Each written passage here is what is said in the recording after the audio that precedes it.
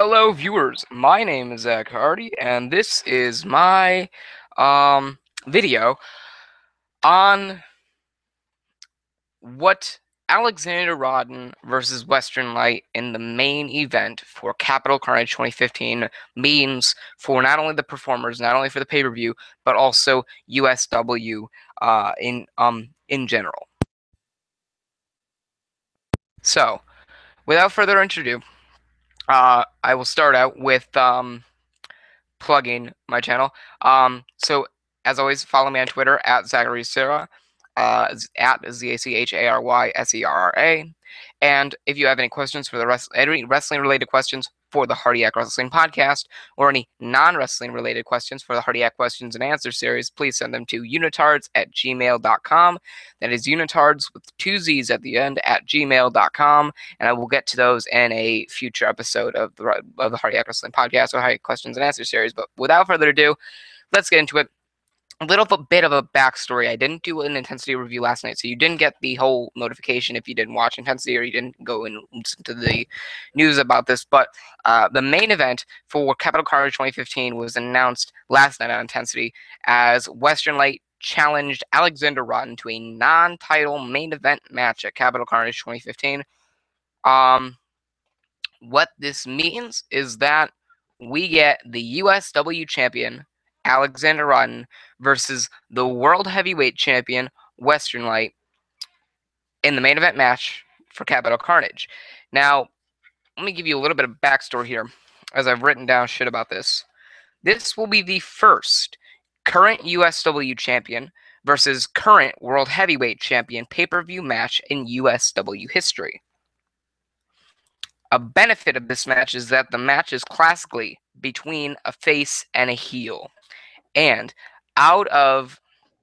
because they usually do this every big pay-per-view. So Capital Carnage, Ultimate Consequence, Bulletproof, and Call of Greatness, they have 500 people get a free ballot or whatever, and they get to write down what match they would like to see in the main event. Doesn't necessarily mean they'll get that match, but it's just to see. And it's been released that out of 500 free choice ballots, 362 people chose Alexander Rodden versus Westernlight, and I don't blame them. Most of the ballots usually are between have pit a match between the USW champion and the World Heavyweight champion.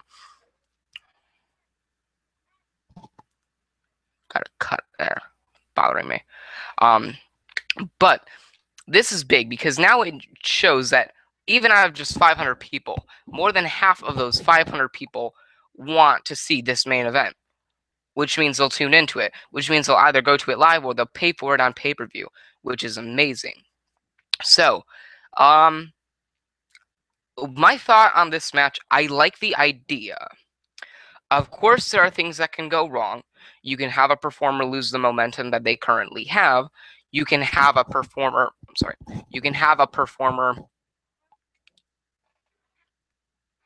make it seem like there's one title that's better than the other title.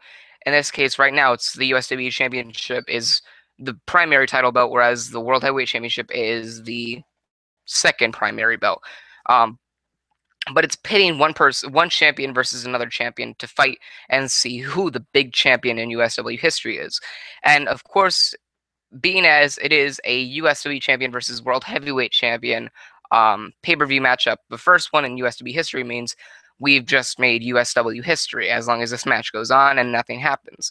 But I want to get into some benefits of this pay-per-view or of this match, and that is, number one, this could sell more pay-per-view buys and put more merchandise and sell more merchandise, and it would pet the asses in the seats, because you don't just have, okay, there's a World Championship match, Westernlight versus Dwayne Porter, and then a USW Championship match, Alexander Rodden versus Lone Wolf.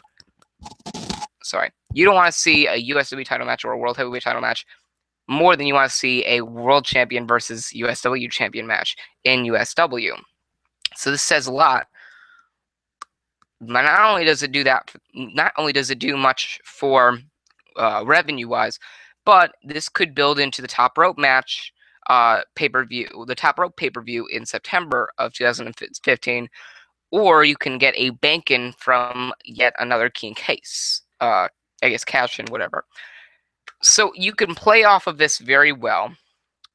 But then you have the downs, which are bad booking could possibly hurt the chances of this being a must-see match.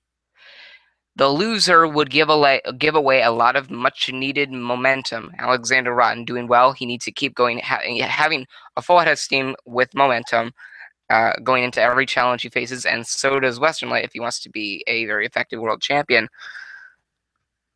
And it's going to be hard to book this as a one-off match.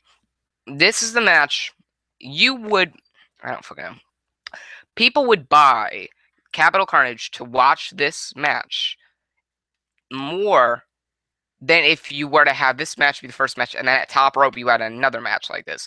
This is a match built for a special event or for one event only.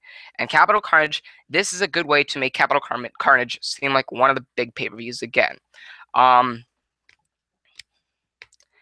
Just like the Ronda Rousey and I believe Beth Correa fight at UFC 190, they bought the entire pay-per-view just to see that 34-second fight.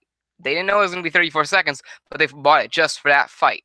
Now, if you're buying Capital Carnage just for Alexander Rotten versus Westernlight, you're going to get the same amount of money just by them having... just by people buying the pay-per-view for that one match. You get the same amount of money, and you also get the fact that you get to watch every other match beforehand. So, in turn, to make this pay-per-view even better and to give the people even more money's worth, and quite possibly continue them to get to buying the pay-per-views, you need to have a couple solid matches on the card as well before this. I don't quite know what those matches will be. I think one is going to be Zach Hardy versus Double XL. Yeah. I think one is Cannon versus Simon Saint. There are just a bunch of there are a bunch of these matches that are, great. And I'm just really looking forward to this. And of course, as I said, bad booking could really hurt the chances of this being a must-see match. If you have the same type of intensity 2 weeks in a row, like Raw was a couple weeks ago, and you have, Westernlight and Alexander Rotten, interfere in that person's match, and then you have to do it. Then you have them do it the next week. That's just not the way you should. That's not the way that this booking should go. This booking should be something relatively new, something relatively interesting every single damn motherfucking week in order to build up. And it has to be interesting. It has to be must-see promos, fucking segments, matches, whatever, in order to build this match up to be a must-see match.